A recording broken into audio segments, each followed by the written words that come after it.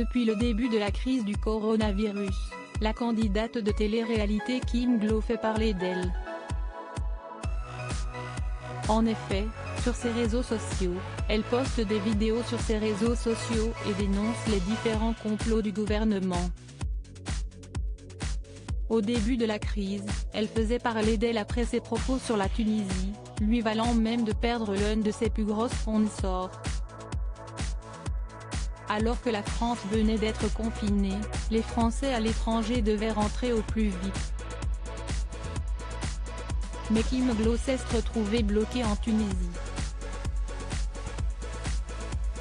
Sur Instagram, elle dévoilait une vidéo en pleurs où elle déclarait « Au bout d'un moment je ne comprends pas pourquoi il n'y a pas d'avion militaire qui nous rapatrie.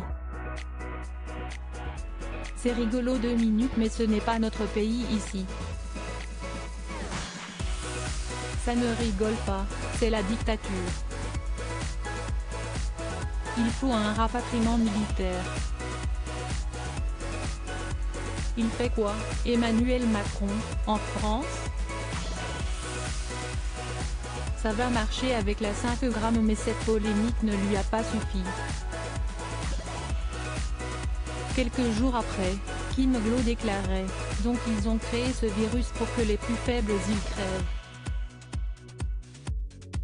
Si est une sorte de... comme le truc qu'on étudie à l'école. Comment ça s'appelle? Les camps de concentration. En gros, là si est une guerre pour les plus faibles. Si est horrible mais si est vrai. » Mais ce 11 novembre, la jeune femme a une nouvelle fois partagé sa théorie du complot complètement lunaire après l'annonce d'un potentiel vaccin trouvé par le laboratoire Pfizer.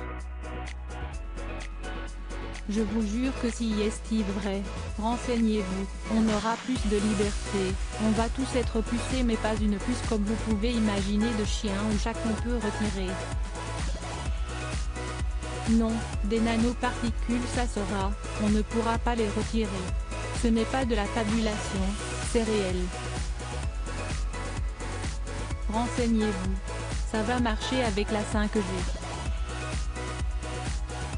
Des déclarations qui ont désespéré les internautes.